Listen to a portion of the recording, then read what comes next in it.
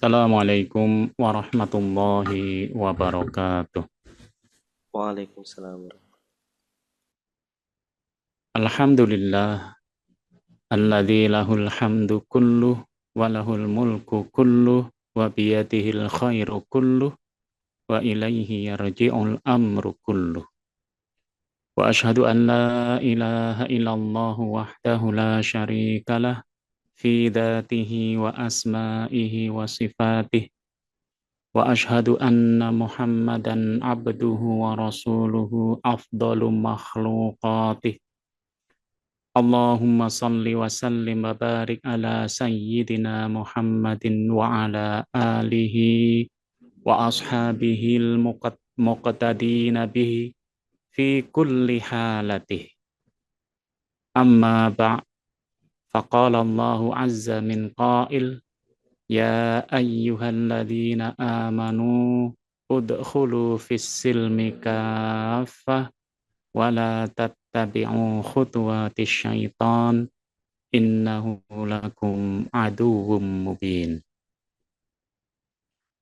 Ikhwani fiddin rahimakumullah, para hadirin acara ngopi bareng IKADI yang dirahmati Allah Subhanahu wa taala. Alhamdulillah, semoga Allah Subhanahu wa taala senantiasa menganugerahkan kepada kita kesehatan, keimanan, sehingga kita bisa beraktivitas dan menghadiri acara ngopi bareng IKADI dalam keadaan sehat dan mendapatkan ridho, maghfirah, barokah, rahmah dari Allah Subhanahu wa taala. Salawat dan salam kita haturkan kepada uswatun hasanah kita Nabiullah Muhammad sallallahu alaihi wasallam, kepada para keluarga, para sahabat, dan para pengikut beliau ila yaumil qiyamah. Semoga kita semua kelak mendapatkan syafaat dari Rasulullah sallallahu alaihi wasallam. Pagi ini kita membahas tentang 20 prinsip ya di dalam memahami Islam.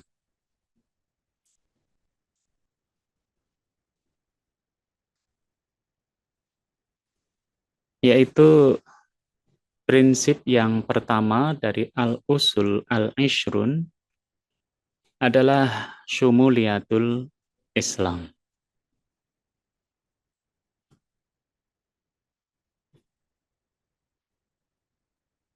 Diriwayatkan dari Imam At-Tabari dari Ikrimah bahwa para pemuka Yahudi, nama-namanya adalah pertama Abdullah bin Salam. Nanti Abdullah bin Salam ini termasuk sahabat yang terkemuka dari Rasulullah SAW. Yang kedua adalah Sa'labah. Ketiga adalah Ibnu Yamin. Yang keempat Asad bin Ka'ab. Yang kelima Usaid bin Ka'ab. Ya. Kemudian Sa'id bin Amru dan Qais bin Zaid. Ya, kalau orang Arab, Yahudi Arab namanya juga Arab. Ya. Ini ada 7 pemuka Yahudi. Kenapa mereka, yaitu menghadap Rasulullah SAW, hendak beriman atau masuk Islam. Tetapi mereka memiliki 2 permintaan yang disampaikan kepada Rasulullah SAW. Mereka mengatakan, ya Rasulullah, yaumus sabati yaumun nu'azzimuhu, fada'na falnasab fihi. Ya Rasulullah, yaumus sabati, sesungguhnya hari Sabtu, yaumun nu'azzimuhu, adalah hari yang kami muliakan, yang kami agungkan. Fada'na falnasbit fihi, maka berilah kami kebebasan tetap melakukan ritual Sabat. Sebagian menyebutkan sebagai hari Sabtu, sebagai hari raya. Jadi tradisi orang Yahudi, Sabtu itu adalah ada ritual Sabat. Bahkan di masa Nabi Musa alaihissalam, hari Sabtu itu tidak boleh untuk mencari ikan, mengail atau yang lain. Ya. Aida'na nattakhidu yaumas sabti aidan, ya, atau biarkan kami menjadikan hari Sabtu sebagai hari raya. Dari redaksi begitu. Itu permintaan pertama. Jadi hari Sabtu adalah hari yang kita hormati. Maka tolong kami dibiarkan atau dibebaskan tetap menjalankan ritual Sabat atau hari raya di hari Sabtu. Yang kedua, wa inna Taurata kitabullah. Sesungguhnya Taurat itu jika kitab Allah Subhanahu wa taala. Logika ini juga benar. Kemudian permintaannya adalah da'na falnakum bihal lail. Maka biarkanlah kami ini tetap menjalankan Taurat di malam hari. Ini permintaan dari 7 pemuka Yahudi yang mereka ingin masuk Islam, tetapi minta 2 kompensasi, yaitu tetap ritual Sabat atau hari Sabtu sebagai hari raya, dan juga menjalankan kitab Taurat di malam hari. Memang sebenarnya ajaran Islam sendiri saat itu masih ada beberapa yang sama dengan yang dilakukan orang-orang Yahudi ya di Mekah. Misalkan saat itu kiblat kaum muslimin menghadap ke Masjidil Aqsa. Ya. Itu sama dengan kiblatnya orang Yahudi walaupun akhirnya dipindah. Demikian pula saat itu wajib menjalankan puasa Asyura, puasa tanggal 10 Muharram, yang itu juga puasanya orang Yahudi untuk menghormati Nabi Musa yang selamat dari kejaran Fir'aun. Ya, setelah itu diganti dengan puasa Ramadan. Nah, kali ini mereka meminta ya yang mirip karena ini ada di Madinah ya. Mereka minta supaya tetap menghormati hari Sabtu, menjalankan ritual Sabat, atau yang kedua juga ingin tetap menjalankan Taurat di malam harinya. Dengan permintaan para pemuka Yahudi ini, mereka ingin masuk Islam dengan 2 kompensasi ini, maka Rasulullah SAW terdiam, dan yang menjawab permintaan mereka adalah Allah Subhanahu wa Ta'ala dengan menurunkan ayat ya ayyuhalladzina amanu udkhulu fis silmi kaffah wala tattabi'u khutuwatis syaitan innahu lakum aduwwum mubin. Surat Al-Baqarah ayat 208. Yang artinya adalah hai orang-orang yang beriman, masuklah kalian semua ke dalam Islam secara kafah, secara keseluruhan. Wala tattabi'u khutuwatis syaitan, dan janganlah kalian mengikuti langkah-langkah setan. Innahu lakum aduwwum mubin. Sesungguhnya bagi kalian setan itu adalah musuh yang nyata.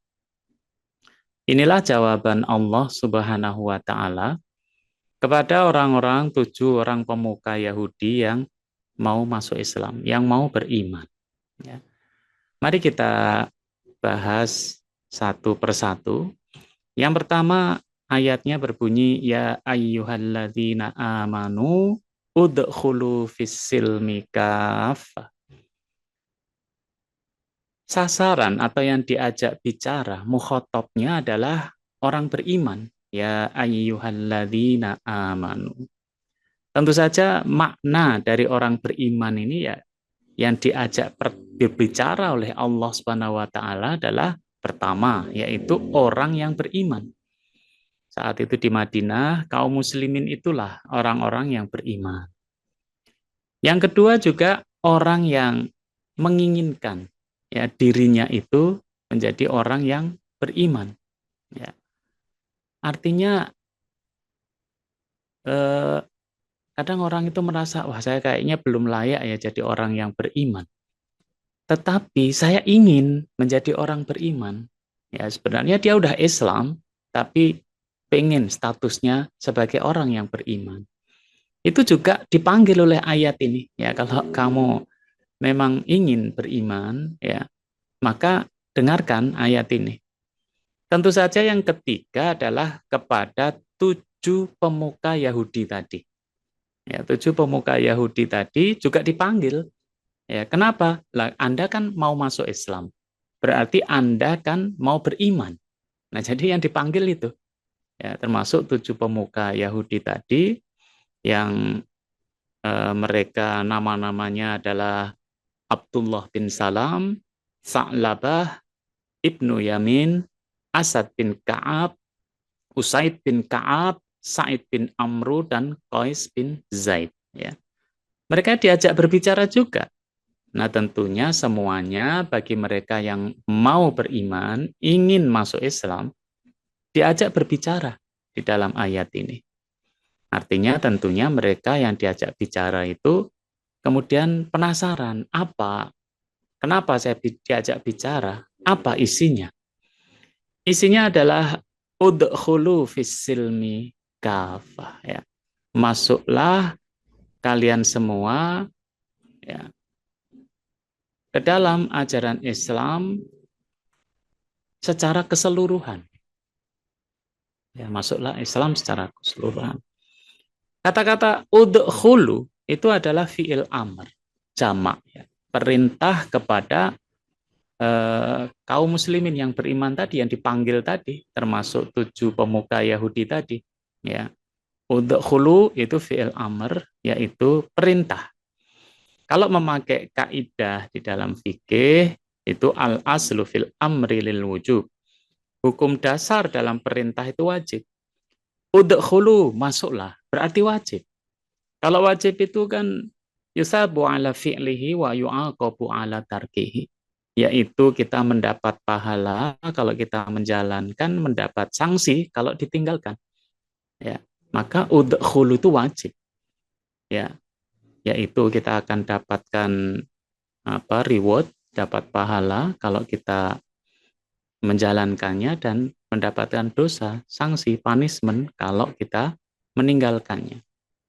Illama dallat dalilu ala khilafi. Ya, kecuali ada dalil yang menjelaskan tentang perbedaannya. Mungkin ada dalil lain. Nah, di sini tidak ada dalil lain. Dalil-dalil itu menunjukkan bahwa kita diperintahkan masuk, ya, secara keseluruhan. Ya. Nah, kemudian arti kata as-silmi, udkhulu fis-silmi, ya, itu artinya adalah al-Islam. Ya, silmi itu artinya al-Islam, karena ada yang menafsirkan kesejahteraan. Ya, nanti kita jelaskan.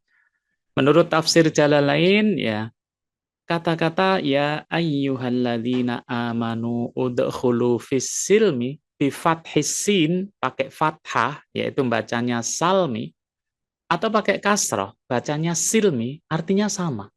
Dia adalah al-Islam, maknanya Islam. Ya, dalam tafsir Al-Jalalain. Sedangkan dalam tafsir Al-Qur'anul Azim dari tafsir Ibnu Katsir menjelaskan hal yang sama. Ya, dari Al-Auf an Ibni Abbas wa Mujahid wa Tawus wa Dhahak wa Ikrimah wa Qatadah wa Suddi wa Ibni Zaid, ya, itu mereka mengatakan udkhulu fis silmi, ya, ketika dalam firman Allah itu udkhulu fis silmi, kata as-silmi yakni al-Islam, yaitu al-Islam. Ya, maka udkhulu fis silmi itu artinya adalah masuklah ke dalam ajaran Islam. Ya. Sedangkan arti kafah menurut Ibnu Katsir artinya adalah jami'an, semuanya. Ya. Arti kafah itu artinya adalah semuanya. Ya. Ini di dalam tafsir Ibnu Katsir dijelaskan seperti itu. Ya. Lafaz kafah ini kepada siapa? Kalau kita baca ayatnya, ya, udkhulu fis silmi kafah. Ya. Sebagian mempunyai pendapat bahwa itu kafahnya kembali kepada orang yang beriman. Sehingga ayatnya, hei orang-orang yang beriman, masuklah kamu semuanya, ya, ke dalam ajaran Islam. Ya. Tetapi kalau arti kafah itu letakkan bagi orang yang beriman, ini akan sedikit aneh karena bukankah orang beriman itu sudah masuk Islam? Nah, gitu ya. Kenapa sekarang semuanya diperintahkan masuk Islam? Nah, pertanyaannya seperti itu. Tetapi kalau kafahnya dinisbahkan kepada as-silmi atau al-Islam, maka maknanya, hai orang yang beriman, masuklah kalian ke dalam Islam secara totalitas, ya. Tidak sepotong-sepotong atau tidak sebagian-sebagian. Nah, itu. Jadi kalau dinisbahkan pada orang beriman, hai orang beriman, kalian semua harus masuk Islam. Nah, ini agak aneh, ya. Bukankah mereka sudah beriman? Tapi kalau hai orang yang beriman, masuklah kalian ke dalam Islam secara keseluruhan, ya. Melaksanakan semua perintah Allah, menjauhi larangannya, ya. Nah, ini lebih pas, ya, karena bisa jadi orang beriman ada yang belum menerima Islam secara kafah. Dan arti inilah yang disepakati oleh para ulama, ya, disepakati oleh jumhur ulama.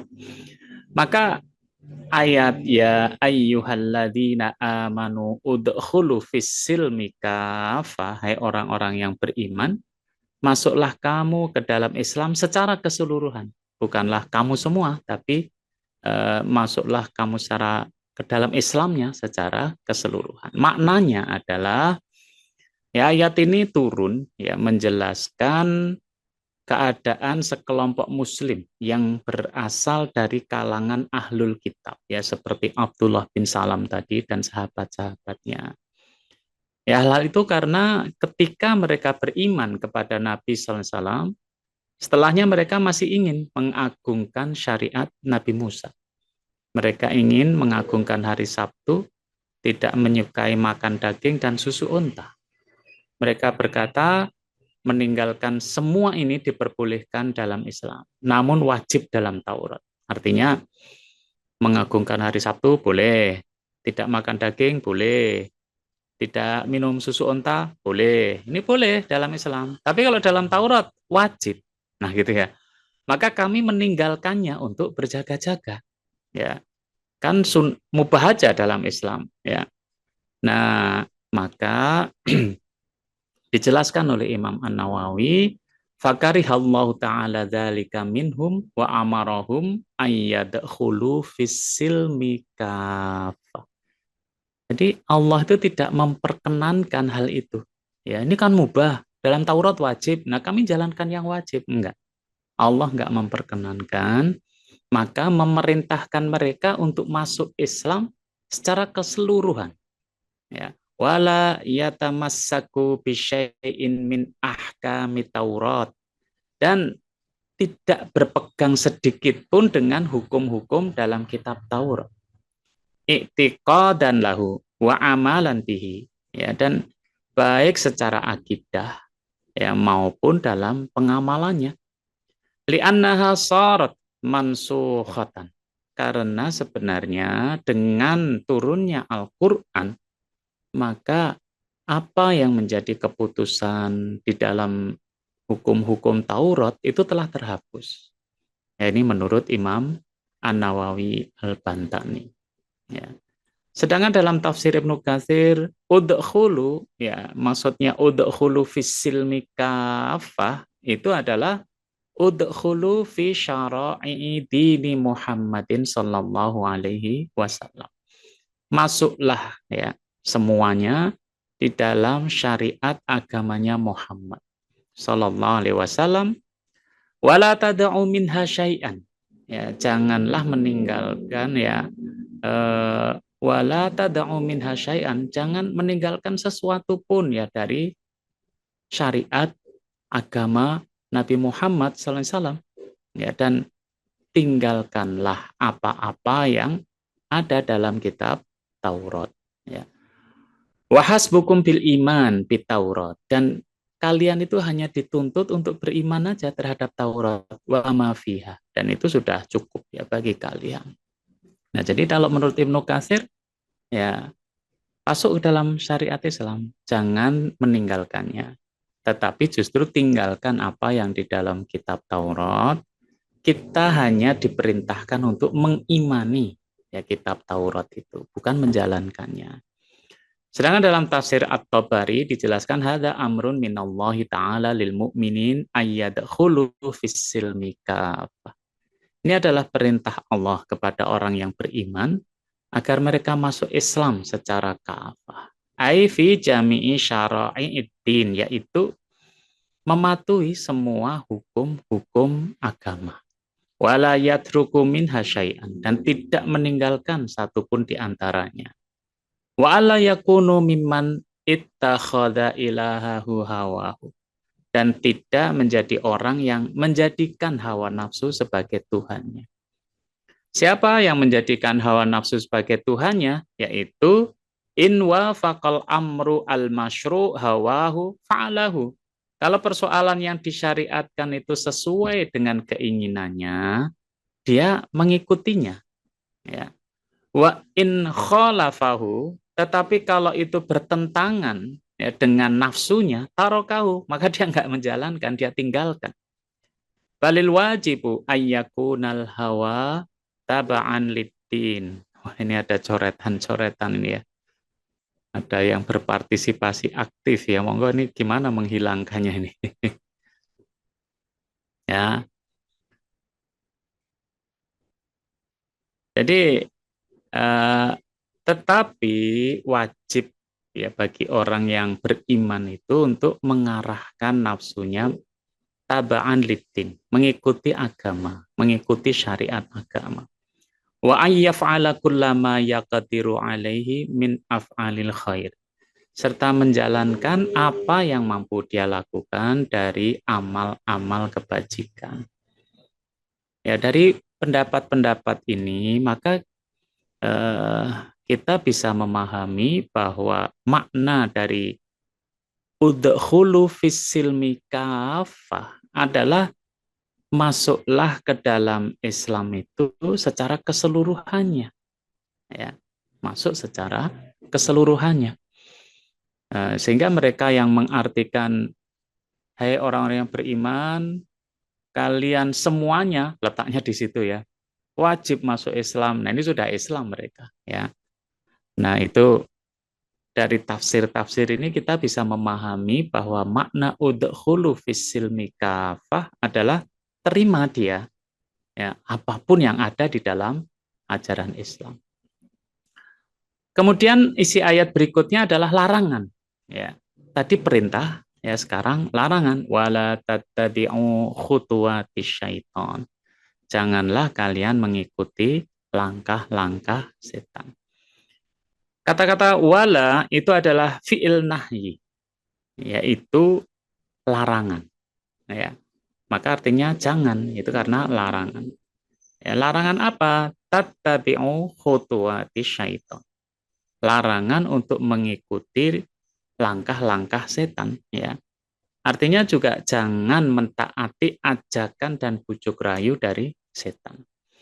Tetapi larangan itu maknanya adalah haram. Ya, al aslu fin nahyi lit tahrim illa ma dallat dalilu ala khilafi. Hukum dasar dalam larangan itu adalah haram. Haram itu adalah yusabu, bukan yusabu ya, yu'aqabu ala fi'lihi. Ya, kita mendapatkan sanksi atau hukuman kalau kita menjalankannya. Ya, wa yu'aqabu ala tarkihi, dan kita akan mendapatkan reward, dapat pahala kalau menjauhinya, meninggalkannya. Nah, itu haram. Maka mengikuti langkah setan itu adalah haram. Kecuali ada dalil yang membolehkan. Nah, ini dalilnya nggak ada. Ya, untuk mengikuti langkah setan. Itu makanya haram hukumnya. Ya. Nah, hadirin yang dirahmati Allah Subhanahu wa taala, ya.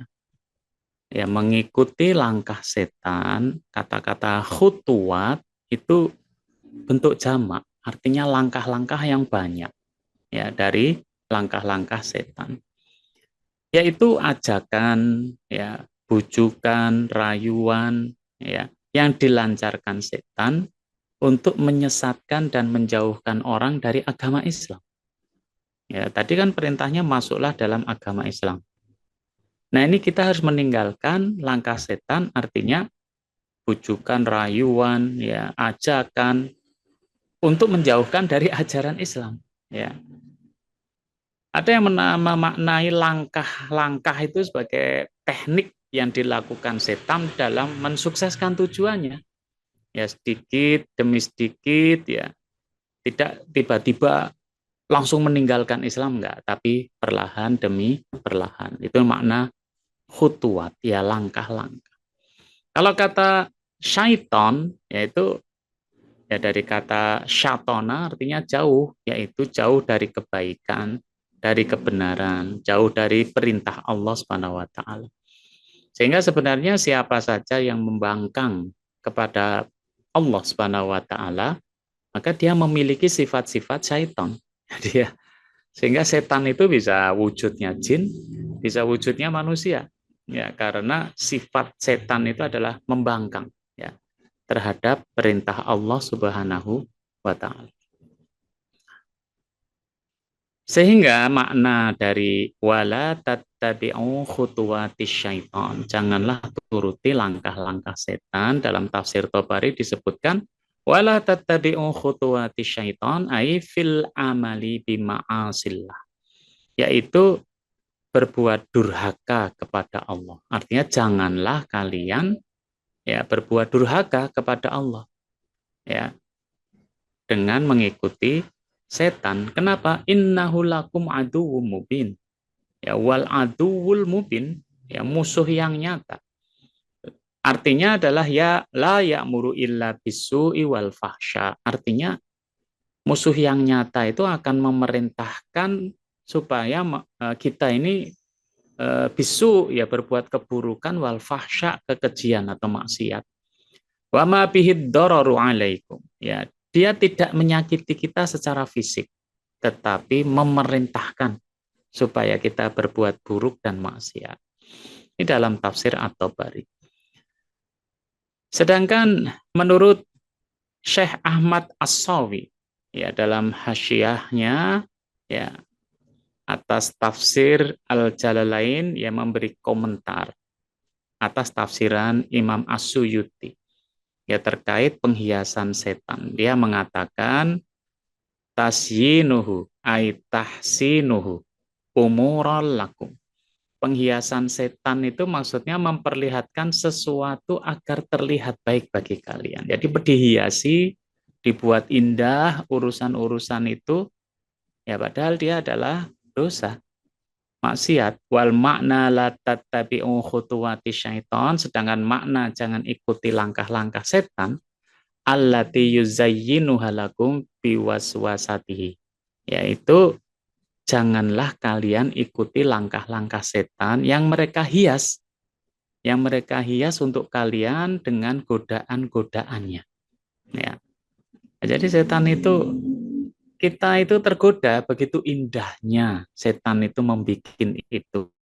Ya. Makanya kita kemudian diperintahkan untuk mengikutinya.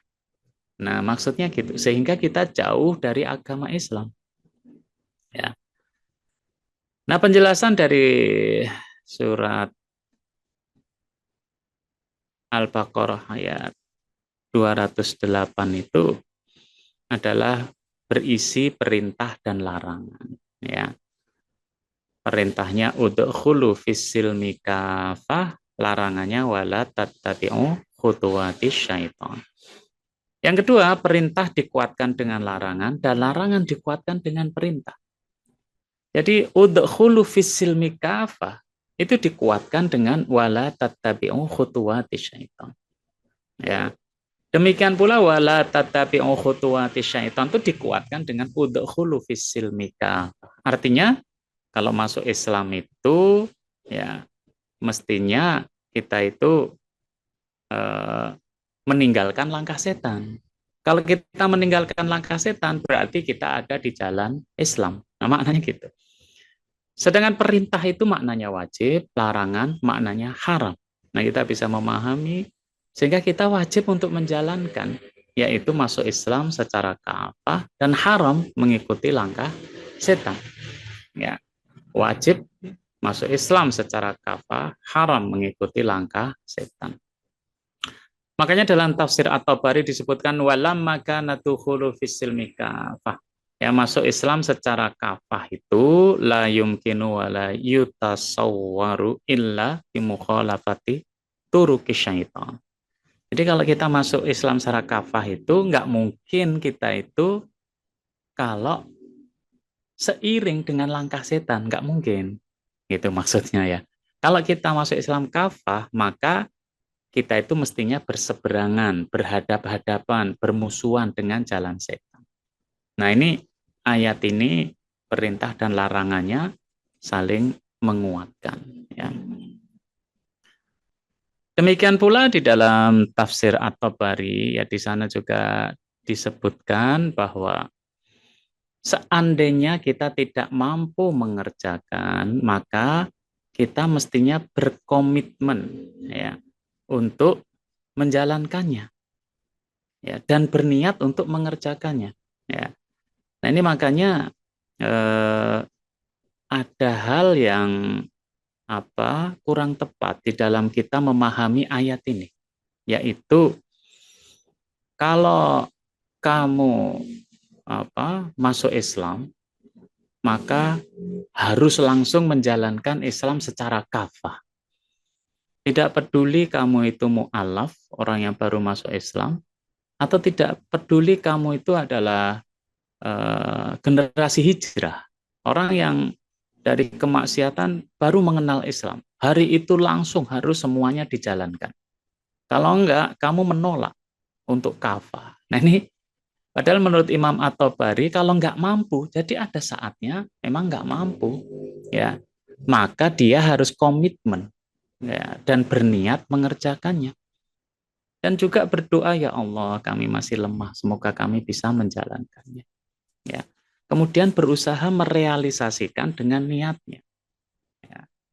Karena ajaran Islam itu, ya semua ajaran Islam, baik yang sifatnya individu, apalagi kalau sifatnya adalah kolektif, ya, semuanya itu ada syarat sah, ya, ada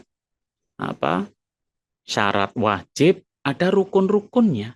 Ya, jadi tidak kemudian pokoknya harus sholat, loh ada syarat sahnya sholat itu.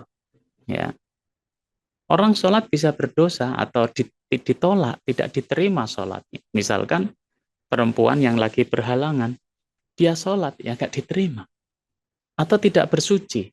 Jadi dia harus mengenali bersuci itu sendiri. Ya, kalau misalkan kita kemudian berperang, adalah syarat peperangan itu adalah ad-dakwah qoblal qital, ya dakwah sebelum berperang. Ya kita harus berdakwah dulu sebelum berperang. Nah kita nggak pernah dakwah, nggak pernah mengajak orang, pokoknya kita marah, kemudian kita ngajak orang untuk berperang. Nah ini yang nggak benar ya. Atau langsung menyerang. Ya, nah ini yang tidak tepat. Ya. Makanya memahami ayat tadi itu adalah kalau orang beriman, terimalah semua ajaran Islam. Ya. Nah, kita terima semua ajaran Islam itu dan kita menerima ajaran Islam itu baik yang kita sukai ataupun yang kita benci, ya. Baik yang ringan atau yang berat. Baik yang populer atau yang terasing. Baik yang modern atau yang klasik. Nah, jadi kita terima itu semuanya. Ada yang ringan, ada yang kita terasa berat, ya. Mungkin orang menganggap ringan kalau dia menjalankan kebersihan, ketertiban, senang dia. Tapi kalau suruh sholat berat, nah, nggak bisa, nggak boleh ya, dua-duanya harus diterima. Ada yang disukai, ada yang dibenci, ya. Maka kita ingat-ingat ajaran Islam itu ada yang kita suka, ada. Misalnya orang suruh perang, ya benci dia, ya. Tapi ada ajaran yang disukai, misalkan perintah untuk berdandan. Jadi Dia milih berdandan aja lah sunahnya ya. Perang nggak usah. Nah kita terima semuanya. Ada yang populer ajaran Islam itu, yang terkenal. Ya. Tetapi ada juga yang terasing. Ya. Ada juga yang modern, ada yang klasik. Ya, ilmu pengetahuan modern. Kalau suruh sholat, nah ini sudah 1.500 tahun. Ya. Nah itu semuanya kita terima. Nah, ya. Jangan kemudian kita membenci. Misalkan tentang poligami. Ya kita benci. Ya, enggak, kita terima semuanya. Seandainya kita tidak dapat menjalankan, belum dapat menjalankan, jangan menolak konsepnya itu. Tetapi kita harus komitmen ya untuk menerimanya ya dan berniat menjalankan. Ya lihat hukumnya ya, kalau poligami kan mubah ya, boleh-boleh saja. Ya, kalau yang wajib misalkan kita harus sholat, ya kita zakat, ya itu juga ada syarat sah dan syarat rukunnya. Kalau terpenuhi, ya kita harus berusaha memenuhi itu syarat wajibnya, syarat sahnya, kemudian menjalankan sesuai dengan rukun-rukunnya. Ya, jadi tidak kemudian kita masuk Islam kafah itu saat ini berislam dan semua kita jalankan, nah, itu nggak mungkin. Nah ini yang harus kita pelajari, kita paham. Ya,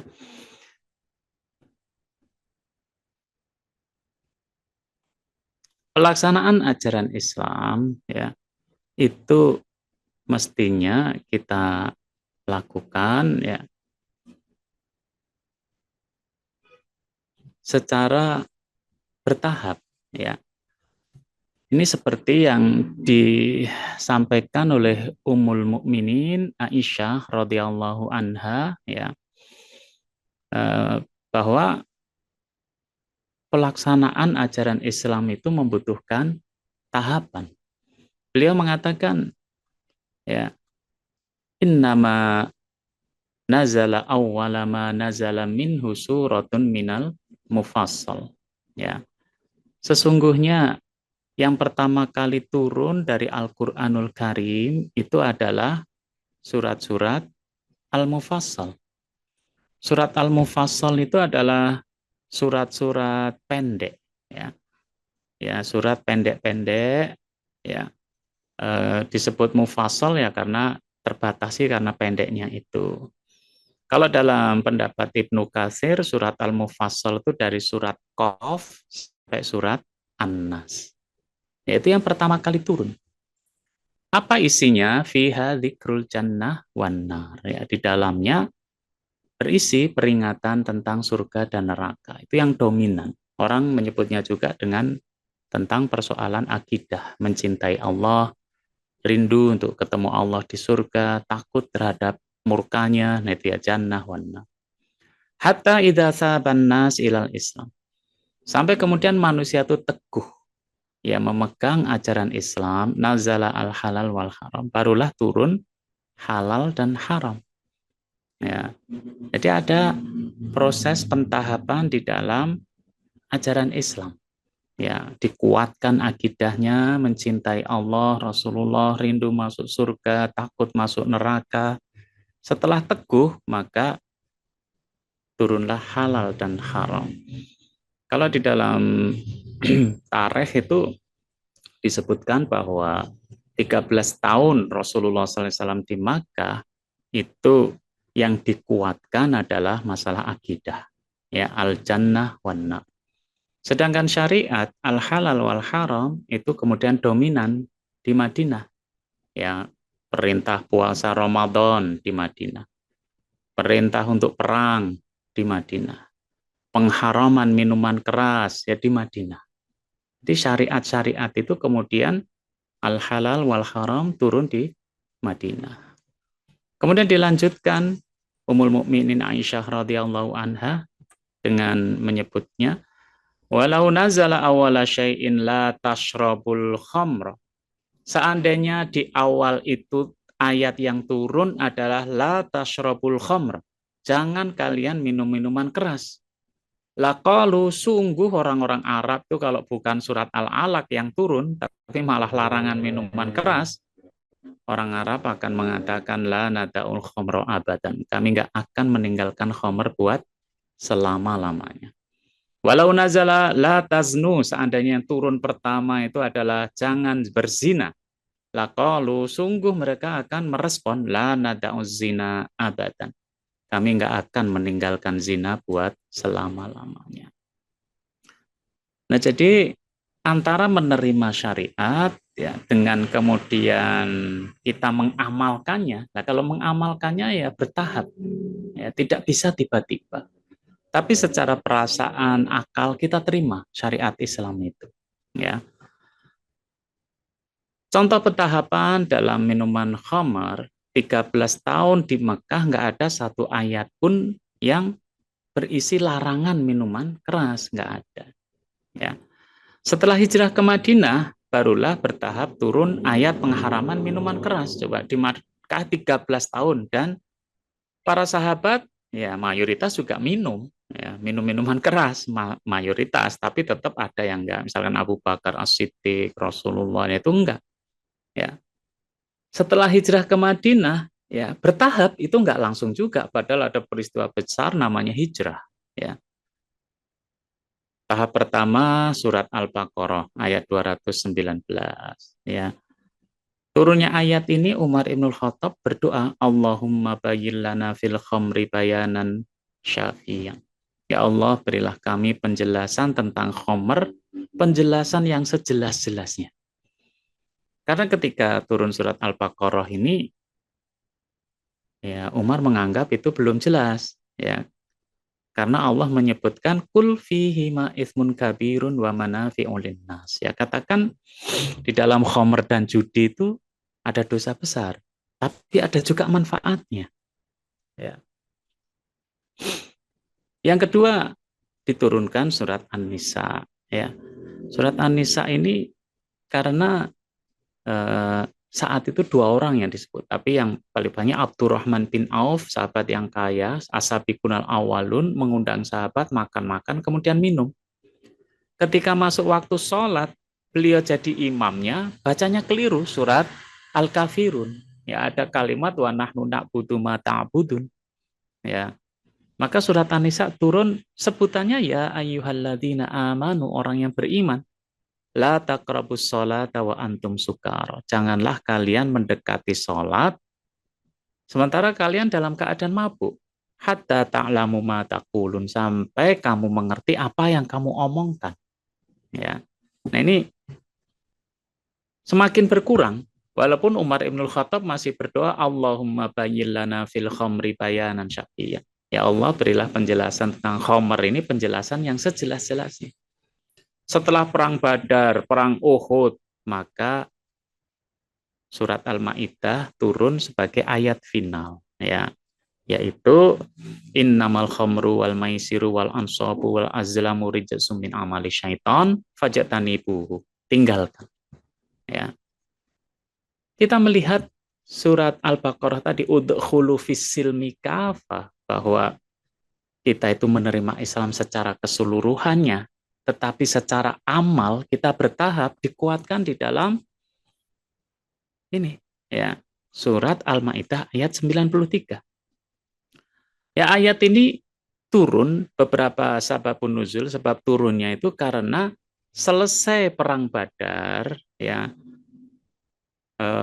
kemudian perang Uhud, dua perang itu ada syuhada ya. Sementara mereka masih minum minuman keras ya. Sebagian menganggap Yahudi yang tanya, ya, telah gugur sebagian orang Muslim yang berperang, sedangkan dalam perut mereka terdapat khomer. Jadi gitu ya. Ya. Sebagian lagi sababun nuzulnya ya sahabat itu sendiri bertanya, ya Rasulullah, gimana teman kita yang meninggal sedang mereka masih minum khomer? Ya. Nah, yang menjawab bukan Rasulullah SAW, tapi Allah Subhanahu Wa Taala. Laisa 'alal ladzina amanu wa 'amilus sholihat junahun fima ta'imu. Ya. Tidak ada dosa bagi orang yang beriman dan mengamalkan mengerjakan amal solih ya dengan makanan-makanan yang telah mereka makan dahulu, ya. Idza mattaqau wa amanu wa amilus solihat, ya selama mereka itu bertakwa, iman, amal solih. Tsumma taqau wa amanu, kemudian takwa, iman. Tsumma taqau, kemudian takwa, wa ahsanu, ya kemudian takwa dan berbuat kebajikan. Ayat ini sebenarnya menjelaskan, ya, mereka itu yang gugur sebagai syuhada, mereka masih minum karena memang belum diturunkan ayat atau syariat pengharaman minuman keras. Jadi mereka masih minum. Seandainya hari ini mereka itu hidup dan bersama kalian, pasti mereka akan meninggalkan minuman keras. Ya, jadi untuk hulu fisilmi kafah itu gitu. Mereka menerima ajaran Islam, tapi syariatnya kan belum turun, kan? Nah, sehingga mereka masih minum. Bahkan sebaliknya, seandainya kalian yang hidup itu kemarin meninggal, ya kalian juga dalam keadaan masih minum. Karena memang syariatnya belum diturunkan. Nah, jadi untuk hulu fisil mikafah, bukan kemudian pokoknya kamu harus jalankan. Ya, sehingga terjadi apa? Misalkan terorisme, ya, atau kudeta berdarah. Karena apa? Menginginkan berdirinya syariat Islam sekarang juga. Lah padahal kan harus ada syarat sah, syarat wajibnya, ya, ada rukunnya. Lah kita belum berdakwah tiba-tiba melakukan kudeta. Sehingga semua ulama mengatakan kudeta itu nggak boleh karena yang merugi adalah rakyat. Ya. Nah, makanya eh, ketika syaratnya terpenuhi, amalan itu muncul dari sana. Ya. Allah Ta'ala memerintahkan orang-orang beriman untuk masuk Islam secara kafah. Ya, maka Allah menciptakan Islam sebagai sistem hidup yang sumulia, yang sempurna. Jadi Allah memerintahkan kamu nggak usah ke sana ya, ke sini aja. Ya. Kenapa? Sini sudah aku buat sempurna. Nah, jadi ngapain kamu ke sana ke sana? Ya, Islam mencakup semua aspek kehidupan manusia. Dapat dijalankan dimanapun dan kapanpun juga. Ya. Allah telah berfirman, Al-yauma akmaltu lakum dinakum wa atmamtu alaikum nikmati wa raditu lakumul islamati. Nah, ini ya. Allah telah berfirman, menjanjikan sempurna agamamu. Kucukupkan nikmatku dan aku ridhoi Islam sebagai agama bagi kalian. Ya. Nah, maka kita langsung ya, sudah hampir habis ini waktunya. Ajaran Islam adalah ajaran yang sempurna. Nah, ini yang idealisnya di sini ya. Tetapi kan dalam merealisasikan butuh tahapan, butuh terpenuhi syarat sahnya, syarat wajibnya, harus menyesuaikan rukun-rukunnya. Maksudnya gitu ya. Pertama, syumuliyatul manhaj, sempurna dalam aturan ya. Dalam Majmu'atul Rasail dikatakan al-Islamu nizamun syamilun yatanawalu madzahiral hayati jami'an. Islam itu adalah sistem lengkap yang mencakup seluruh aspek kehidupan. Fahuwa, Islam adalah daulatun wa watonun au hukumatun wa ummat. Ya, Islam itu adalah kedaulatan dan negara, pemerintahan dan rakyat. Ini kalimat ini disusun seolah-olah bertentangan. Islam itu pemerintahan aja? Enggak. Islam itu juga mengatur rakyat. Islam itu rakyat aja? Enggak, dia juga mengatur pemerintahan. Tetapi Islam itu juga resmi berdiri negara dengan pengakuan dan syarat-syaratnya, dan dia juga punya kedaulatan. Ya. Islam itu khulukun wa quwatun au rahmatun wa adalatun. Islam itu akhlak dan kekuatan. Dia kasih sayang dan keadilan. Ini sepertinya juga bertolak belakang. Kalau adil itu nggak kenal kasih sayang, tapi Islam kasih sayang dan keadilan. Kalau akhlak itu seolah-olah lemah, nggak bisa apa-apa. Yang penting berbuat baik. Padahal Islam juga kekuatan. Ya.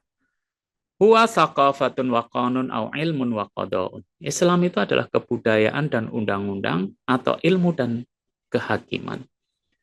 Ini seolah-olah juga berbeda. Yang namanya budaya atau ilmu itu kan sesuatu yang misalkan ilmu orang mengatakan seni untuk seni, yaitu budaya. Sehingga nggak bisa diatur. Padahal Islam itu juga undang-undang yang diatur. Sehingga seni adalah untuk Islam. Islam itu mengatur seni. Demikian pula ilmuwan. Ilmuwan kalau nggak ketemu mengatakan ini faktor X. Ya, jadi padahal ilmuwan itu juga harus ada qadha, ada hakimnya, ada aturannya. Ya, puncak keilmuan seorang muslim kan Rabbana ma khalaqta hadza batila. Ya Allah, engkau menciptakan ini tidak dengan sia-sia. Tetapi juga madatun wasarwatun au kasbun wa ghina. Dia Islam juga kebendaan dan harta, usaha dan kekayaan. Tidak kemudian yang penting usaha saja, enggak, tapi juga harus mencapai kekayaan. Yang penting punya benda, enggak, tapi juga harta.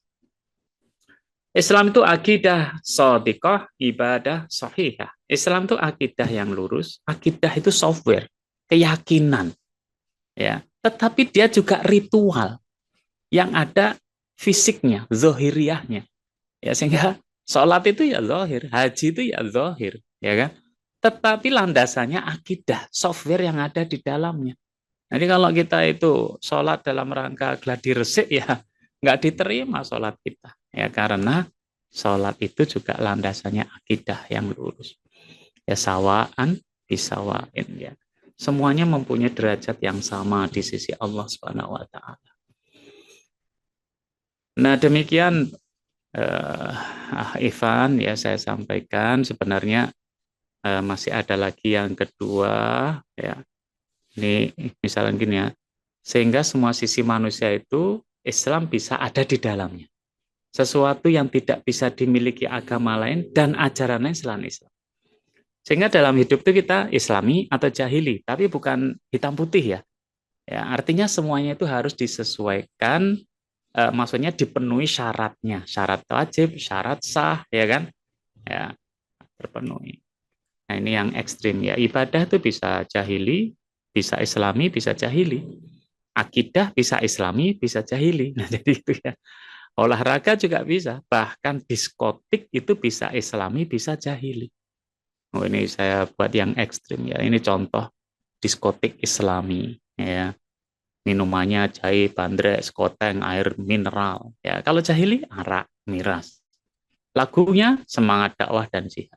Kalau jahili saru, ya kan. Gerakannya senam untuk membakar lemak dan kolesterol. Ya, kalau mereka erotis. Ruangan dipisah laki-laki dan perempuan. Kalau jahili campur. Artisnya juga demikian, buka aurat, ya. Ini tutup aurat. Waktunya memperhatikan waktu sholat. Kalau jahili mengabaikan waktu sholat. Pelayan laki-laki untuk laki-laki, wanita untuk wanita dengan pakaian menutup aurat kayak yang sopan. Kalau jahili, ya beda. Fasilitasnya ada tempat wudhu, ada musola. Jahiliyah, ya diskotik, ada kamar untuk zina. Ada acara tambahan menyantuni anak yatim dan orang miskin sekitar. Kalau jahili, mabuk, ribut, berkelahi, kriminal, zina, judi, ya kan. Nah, ini semua hidup kita akhirnya tinggal memilih mau Islami atau jahili, mau dandan Islami atau jahili, pendidikan Islami atau jahili. Tapi maksudnya tidak hitam putih, belum tentu kita bisa merealisasikan. Tapi kita terima Islam itu, dan Islam mengatur wilayah-wilayah itu. Karena waktu yang sudah mepet, saya cukupkan, saya kembalikan pada Ivan. Assalamualaikum warahmatullahi wabarakatuh. Waalaikumsalam warahmatullahi wabarakatuh. Jazakumullah khairan Ustadz Andri Nugraha Laksana atas penyampaiannya pada pagi hari ini mengenai prinsip pertama dalam usul isrin, yaitu kesempurnaan Islam. Sudah dijelaskan cukup jelas lengkap tadi oleh Ustadz Andri Nugraha Laksana. Dipersilahkan bagi bapak-bapak, ibu-ibu, ikhwan akhwat sekalian yang ingin bertanya bisa melalui kolom komentar, kolom chat, atau bisa melalui fitur Q&A yang sudah tersedia di Zoom, atau juga bisa angkat tangan sehingga eh, nanti bisa menyalakan mic untuk bertanya secara langsung. Baik, ini sudah ada dua pertanyaan masuk. Yang satu via pesan dan yang satu lagi angkat tangan. Mungkin yang angkat tangan dulu ya. Dipersilahkan yang pertama kepada Mas Kois Rizal untuk bertanya secara langsung.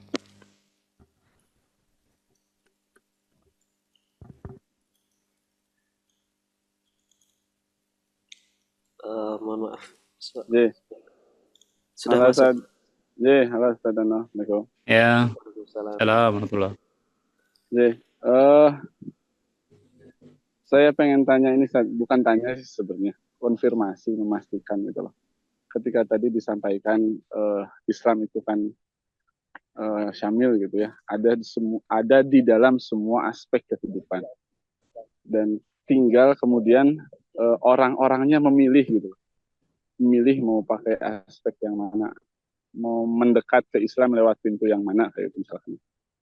Nah, artinya di semua aspek kehidupan itu kan ada dalilnya, ada ayat Qur'annya atau hadisnya gitu ya. Hanya tinggal kita mencarinya gitu. Mana sih ayat yang kemudian relevan dengan pendidikan, mana sih ayat yang relevan dengan ilmuwan misalkan, mana ayat yang relevan dengan pengusaha, mana ayat yang relevan dengan seorang hakim misalkan. Begitu betul ya, Ustaz? Ya, Iya. Oh, baik, alhamdulillah. Nah, berarti tinggal kita cari nanti ayat-ayatnya. oke. Tapi perlu saya tambahkan, Rijal ya. Iya. Pertama, di dalam Islam itu ada ajaran-ajaran yang sawabit. Ajaran yang memang ya dia itu nggak bisa berubah ila yaumil qiyamah. Itulah yang disebut akidah dan ibadah. Ibadah mahdoh. Sampai hari kiamat, akidah kita tetap seperti itu. Sampai hari kiamat, ibadah kita ya tetap seperti itu. Walaupun nanti tetap ada yang namanya rukhsah, keringanan, ketika ada peristiwa-peristiwa yang disebut dengan darurat. Nah, sehingga tetap bisa dikerjakan. Ada rukhsah, ada keringanan. Ya. Nah, demikian ketika kita menjalankan yang satu ini, yaitu hubungan sesama manusia, ya sering disebut dengan muamalah. Nah, ini berbeda. Muamalah itu mutaghayyirat, dia bisa berubah, bisa bergerak, ya mengikuti keadaan, mengikuti zaman, mengikuti tempat, ya. Nah, sehingga dia lebih elastis. Misalkan kita cari dalam Al-Quran nggak ada nih tentang membuat roket, ya. Katanya ada semuanya, ya itu masalah, ya itu masalah teknologi, hubungan sesama manusia, keduniaan, ya. Rasulullah SAW menyebut antum a'lamu bi amri dunyakum. Kalian lebih ngerti urusan dunia kalian. Artinya di situ ada kebebasan. Allah juga menyebut beberapa perkara, ya Allah itu tidak mengaturnya, ya. Nah, maka nggak usah ribut, ya kita yang menggalinya, ya. Nah, jadi ada gitu ya. Loh, ini ayatnya kok nggak ada? Ya memang ya. Masa nanti ada semua cara mengatasi motor yang mogok misalkan. Nah, itu nggak ada ya. Nah, jadi bisa dipahami seperti itu. Baik, Ustaz. Jazakallah khair, Ustaz. Amin. Oh, ya. Baik, terima kasih. Tadi ada satu yang angkat tangan tapi sudah menurunkan tangannya lagi. Oh, baik. Silakan Bang Win NDC untuk bertanya.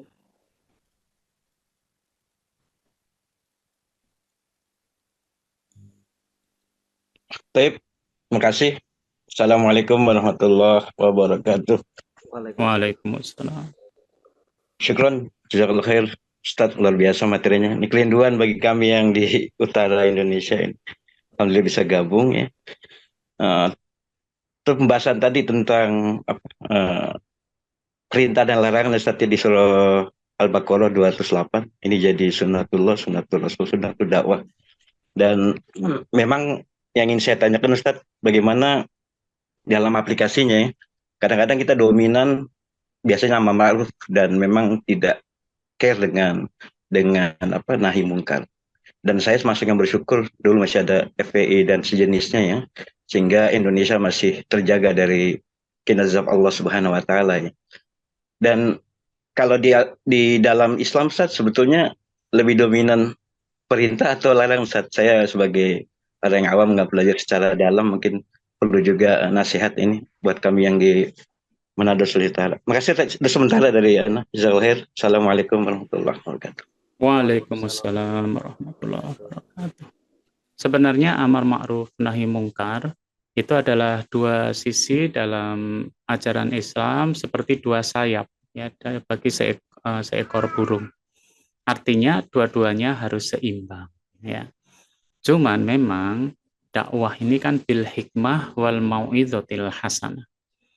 Artinya kita melarang seseorang itu atau memberikan nahi mungkar itu juga tetap berpedoman kepada bil hikmah wal mau'izatil hasanah ya.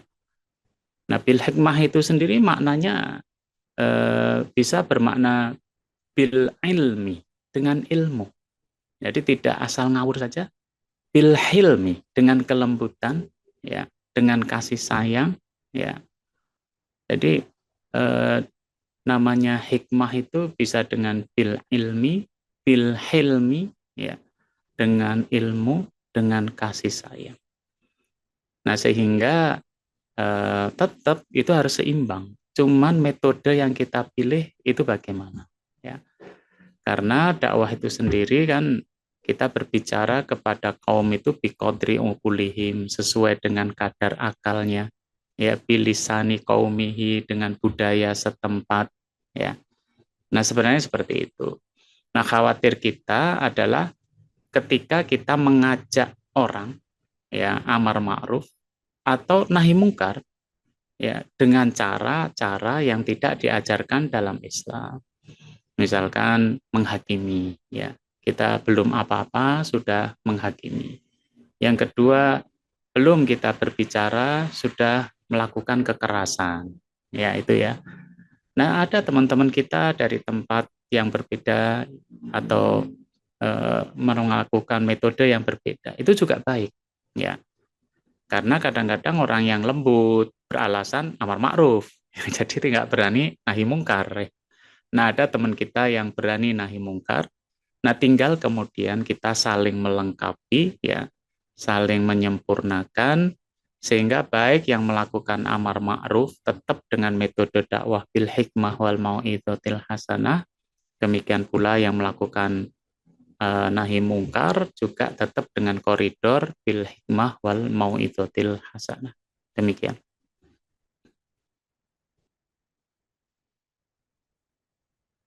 Baik, jazakumullah khairan Ustaz atas jawabannya tadi. Semoga menjawab nih dari Manado Utara ya, Masya Allah, peserta pada hari ini. Baik, jazakumullah khairan. Selanjutnya ada 2 pertanyaan di kolom Q&A dan 3 pertanyaan via chat, Ustaz. Mungkin kita batasi itu dulu ya, bagi para peserta yang lain. Jika masih ada pertanyaan bisa kita jawab di pekan depan. Yang pertama dari kolom Q&A dulu, yang berasal dari Haruki Wijayanti. Ustadz, bagaimana cara yang baik menjelaskan kepada ibu-ibu ketika mereka bertanya tentang poligami, supaya mereka bisa menerima aturan Allah yang itu? Umumnya ibu-ibu merasa keberatan dengan aturan itu. Ya. Ya, kalau mereka keberatan, kita nggak perlu menyampaikan materi itu terlebih dahulu, gitu kan? Karena sudah keberatan di awal, ya. Sampai mereka siap menerima ajaran Islam dalam semua konsepnya. Yang kedua adalah kita memberikan penjelasan yang benar. Seringkali kan rancu karena mereka yang poligami mengatakan poligami adalah sunnah Nabi. Kata sunnah Nabi itu hukumnya bukan sunnah. Ya, sunnah Nabi itu maknanya sesuatu yang dilakukan oleh Rasulullah SAW. Hukumnya juga bisa 5, bisa wajib juga dalam kondisi tertentu. Ya, bisa sunnah, bisa mubah, bisa makruh, bisa haram. Ya. Nah, sekarang orang poligami dengan cara yang ngawur, yaitu bisa haram. Ya, mendolimi perempuan. Ya. Nah, sehingga kita pun kalau menjelaskan ya harus proporsional. Ya. Proporsional poligami itu kok terjadi di dalam Islam? Ya karena poligami itu sudah ada sebelum Islam, bukan Islam yang bikin-bikin, enggak. Poligami itu sudah ada sebelum Islam, yang mereka itu tidak ada aturan yang mengendalikannya. Ketika Islam datang, Islam mengatur jumlah, yaitu maksimal 4, dan memberikan kewajiban kepada lelaki untuk adil. Kalau laki-laki itu takut nggak bisa berbuat adil, itu sudah nggak boleh di dalam syariat. Jadi gitu ya. Apalagi kalau di dalam hukum bernegara yang harus kita ikuti, ya poligami harus lewat pengadilan agama. Ya, nah itu semuanya mestinya kita jelaskan dengan baik-baik, dengan benar, proporsional, sehingga mereka mengerti. Ya, karena di Barat itu seolah-olah hebat menolak poligami, tetapi di sana bisa laki-laki kaya mengumpulkan perempuan tanpa status yang jelas dalam satu rumahnya. Ya, bahkan lebih parah dari itu semua, di Barat itu dianggap biasa. Ya, nah begitu. Jazakumullah khairan atas jawabannya. Selanjutnya dari kolom Q&A juga, Ustadz Afwan mau bertanya, pelaksanaan ajaran syariat Islam dilakukan secara bertahap seperti halnya pelarangan khamr, dan itu sesuai turunnya ayat khamr yang turunnya bertahap. Kemudian praktek di era sekarang yang syariatnya telah lengkap, bagaimana aplikasinya dalam melakukan tahapan-tahapannya? Ya, pertama nggak bisa digeneralisir ya. Nggak bisa digeneralisir, ini fase Makkah, ini fase Madinah, nggak bisa. Ya. Sehingga kita harus membedakannya dua hal, yaitu bagaimana berdakwah kepada personal, berdakwah kepada komunitas, dan berdakwah di dalam pemerintahan. Nah, itu berbeda. Ya. Dan kemudian semuanya hampir sama. Apa? Yaitu sudahkah terpenuhi syarat wajib, syarat sah, dan rukun-rukunnya. Itu aja. Ya, seseorang baru masuk Islam, tiba-tiba kamu harus sholat sekarang juga karena sudah adzan, nggak bisa. Karena dia harus mengerti kalau sholat itu harus bersuci terlebih dahulu sebagai syarat sahnya. Ya, kalau nggak bersuci ya nggak sah, sehingga dia harus belajar bersuci. Baik dari hadas kecil, hadas besar, dari najis, dia belajar supaya terpenuhi syaratnya. Nah gitu ya. Apalagi kalau kemudian berdakwah ke komunitas. Kalau syariat tertentu harus dijalankan, ya harus terpenuhi. Ya. Dan kita harus ingat, hukum Islam itu ada perdata, ada pidana. Kita seringkali menganggap hukum Islam itu adalah pidana. Sehingga yang kita inginkan adalah potong tangan. Ya. Lah syaratnya udah terpenuhi belum? Ya, misalkan mekanisme zakat sudah terpenuhi belum? Jaminan pada orang miskin terpenuhi belum? Ya, pemahaman mereka terhadap Islam terpenuhi atau belum? Dan hukum itu sudah terdapat di dalam pengadilan atau belum? Dalam hukum pidana. Kalau belum ya nggak bisa kita menjalankannya. Tapi ingat, hukum Islam itu secara pemerintahan ada juga yang perdata. Ya, maka di Indonesia pun sudah ada misalkan Undang-Undang Nomor 1 Tahun 79 tentang perkawinan, ya kan? Nomor 16 Tahun 2019 ya tentang usia nikah. Ada kompilasi hukum Islam, ada hukum waris, ya, ada pengelolaan zakat, ada wakaf. Nah, itu perdata. Dan itu juga hukum Islam, ya. Nah, jadi harus dipahami ya, di hukum Islam ada perdata, ada pidana. Nah, seolah-olah Islam itu hanya pidana aja, potong tangan, rajam, macam-macam, harus diterapkan sekarang, sementara syaratnya belum terpenuhi. Jadi kalau ditanya, gimana pentahapannya? Penuhi dulu syarat wajib, syarat sahnya. Nanti rukun-rukunnya juga dipenuhi, maka akan terrealisir syariat itu.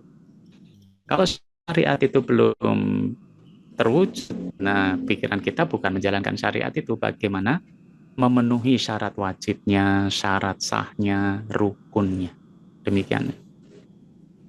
Baik Ustadz, jazakumullah khairan atas jawabannya. Selanjutnya dari IJ, atas nama IJ via direct message, Ustadz. Pertanyaannya, Ustadz, kalau kafah dalam menyikapi rokok seperti apa? Kafah dalam merokok. Ya artinya gini ya, kalau di awal-awal yang diajarkan kepada kita ini ya dzikrul jannah wan nar, ya. Mencintai surga dan takut masuk neraka, ya. Tapi kalau kemudian dari situlah ya munculnya al halal wal haram, buahnya itu. Nah, ketika kemudian minuman keras, jadi itu di dalam eh, apa di dalam kitab tafsirnya Hamka, ya, itu dikomparasikan antara larangan minuman keras di Amerika Serikat dan larangan minuman keras yang diterapkan oleh Rasulullah SAW. Hasilnya sangat berbeda. Di Amerika Serikat akhirnya mereka menyerah dan menghalalkan minuman keras sampai sekarang. Kalau di dalam Islam, puncaknya adalah haram minuman keras itu. Nah, demikian pula di dalam rokok. Tapi prinsipnya kalau kita bertanya, maka kembalikan kepada fatwa para ulama. Ya, apa fatwa ulama tentang rokok? Itulah ya yang dipakai. Baik Ustaz, jazakumullah khairan. Selanjutnya dari Marwanti. Maaf bertanya Ustaz, kalau tahapan pengenalan Islam secara kafah untuk anak-anak tadi disiapkan dari surat-surat yang pendek yang isinya surga neraka. Untuk yang terkait neraka ini disiapkan bagaimana Ustaz? Jazakumullah. Ya, memang basyiro wa nadhiro. Basyiro terlebih dulu, baru nadhiro. Ya, jadi kabar gembira kita berikan, ya, nadhiro peringatannya belakangan. Itu pun kalau kita mengajarkan tentang neraka kepada anak-anak, ya konteksnya adalah tidak kemudian takut kepada Allah sebagaimana takutnya mereka kepada binatang buas, enggak. Kalau takut dengan binatang buas, buahnya adalah kita lari meninggalkannya. Tapi kalau takut pada Allah adalah kita berlari untuk mendekatinya. Artinya kita takut ya ditinggalkan oleh Allah Subhanahu wa taala. Kita takut nanti nggak ketemu sama Allah. Jadi yang muncul adalah kerinduan ya untuk mendekat pada Allah Subhanahu wa taala. Tidak kemudian menciptakan image kok galak men. Nah, itu enggak ya. Demikian. Baik Ustaz, ini pertanyaan terakhir Ustaz, mungkin juga sudah dijawab sebelumnya. Izin bertanya Ustaz, apa saja langkah-langkah dalam mendakwahi pada objek dakwah kita untuk mencapai Islam yang kafah? Ya, itu tadi ya langkah-langkahnya. Penuhilah syarat wajib, syarat sahnya, rukun orang bisa menjalankan syariat Islam, bisa menjalankan ajaran Islam. Jika secara sistemik bernegara, bermasyarakat belum bisa, berarti secara individu. Masing-masing individu harus memahami dan bisa memenuhi syarat wajib, syarat sah, rukunnya, sehingga dia bisa menjalankan ajaran Islam. Baik Ustaz, jazakumullah khairan. Mungkin itu untuk pertanyaan pada pagi hari ini. Bapak-bapak, ibu-ibu, ikhwan akhwat sekalian, jazakumullah khairan Ustaz atas penyampaian dan juga jawaban-jawaban atas pertanyaannya. Semoga semua yang kita lakukan pada pagi hari ini bisa bermanfaat untuk kita semua, bisa kita amalkan dan bisa diridhoi oleh Allah Subhanahu wa taala. Amin. Amin ya rabbal alamin. Sebelum kita tutup ada sedikit pengumuman bahwasanya IKAD DIY Daerah Istimewa Yogyakarta bersama Yayasan Mazayatun Nusantara sedang mengadakan program wakaf pembebasan tanah pondok pesantren mahasiswi Asma Amanina, yaitu untuk pembebasan lahan seluas 1000 meter persegi dan total kebutuhan dana sebesar 4,5 miliar. Bagi bapak-bapak, ibu-ibu, ikhwan akhwat sekalian yang hendak berdonasi atau berwakaf bisa klik link di ikddiy.com ya untuk mengunjungi website www.ikddiy.com. Baik, mungkin itu untuk pagi hari ini. Mari kita akhiri kajian kita ngopi bareng IKD pada pagi hari ini dan membaca hamdalah.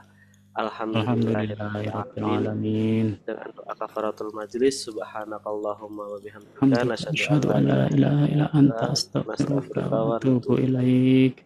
Mohon maaf jika ada kekurangan dan kesalahan. Terima kasih. Wassalamualaikum warahmatullahi wabarakatuh. Waalaikumsalam warahmatullahi wabarakatuh.